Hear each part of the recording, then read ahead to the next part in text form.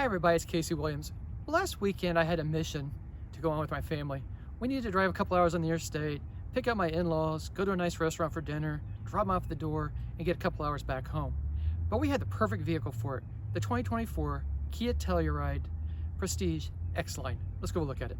What Telluride means is Kia's large three-row crossover. Prestige means it's luxurious, and X-Line means it has kind of that off-road look to it. And if you really look at this vehicle, you can kind of see all of that in it. I like the black grille. Again, it's kind of got the sporty look, the off-road look. I like the black grille, the black trim, the vertical LED headlamps. I think it all looks really good.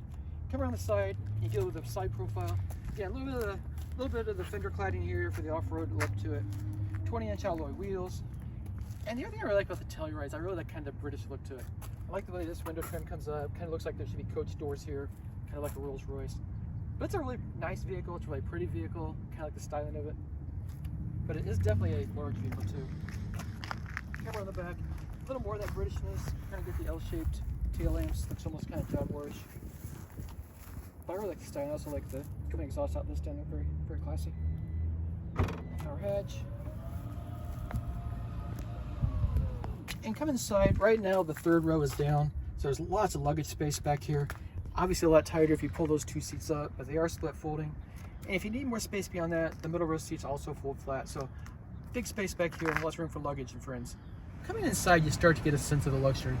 And again, spending 4 hours plus some time going to dinner and back once we got there, there was a lot of time to really appreciate this inside. And it was very comfortable. I like the seats. I like the diamond stitch pattern in them. These are heated and ventilated in the front, heated and ventilated in the middle row captain's chairs. Got a heated leather wrap steering wheel. I mean, everything just feels very nice, very expensive. Love the wraparound twin screens here for infotainment, flat screen gauges, and the screen here. And I also like that this is fake wood, but it feels real. It's got kind of a matte finish to it. It feels very nice. It looks very expensive. It feels expensive, and all the stitching. They just do it. Kia does a very nice job of making a vehicle feel very expensive, even when they really probably didn't put as much money into it as you would think they did. But it feels very nice and feels very upscale for sure. This is very easy control. You've got easy buttons down here. You can swipe screen, you can touch up here too, of course. But buttons for map, nav, radio, media inputs, all here, seek there. One level below, dual zone automatic climate control. Again, nice big buttons, easy.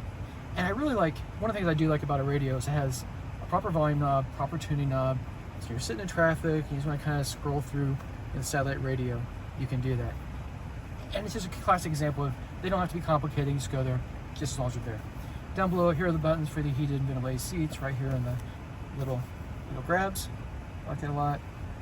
Control the all-wheel drive system, you do that here. Auto stop start. Also here in the console, wireless charging, USBs all underneath the little cover here. So it was nice on the trip, just do my phone there, connected. Also have Wi-Fi. My daughter sat here and played on her iPad the whole way down and back, very comfortable. Nice deep storage. On the safety front, Kia really does focus on safety, and it has the full suite. It has adaptive cruise control, automatic emergency braking, lane keep assist, blind spot warning, rear cross path detection, has a full heads-up display, projector heads-up display, which I really like a lot too. Also has the rear seat warning for children, to make sure you know those, and it has a system called Safe Exit Assist.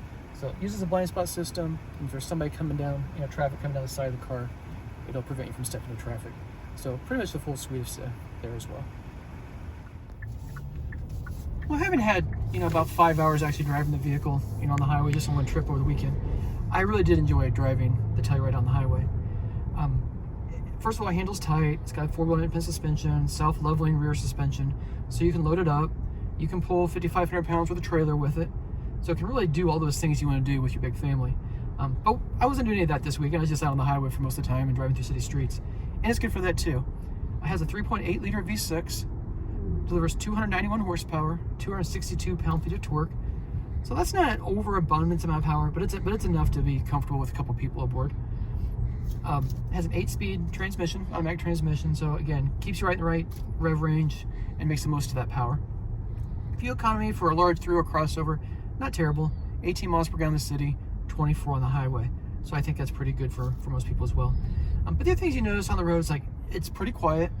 The suspension feels very settled down the road. You go over rough pavement, it just rumbles right over it. And for a big 3-row crossover you put into a corner, I think it handles pretty well too. So overall, really nice week and certainly enjoyed driving it. Well, being a Kia, you can expect the Telluride to be a pretty good value. This is the luxury package, it's prestige. It's also got the X-Line. So there's some upgrades on this vehicle, but it always feels far more expensive than the price. So the Kia Telluride starts at $36,000, just a little over $36,000. This one, pretty much all in, $54,540. If you compare that to those competitors from General Motors, Hyundai, Ford, I think you'll find it's a pretty good deal. Well, next week, we'll have another fun car. Until then, storm forward.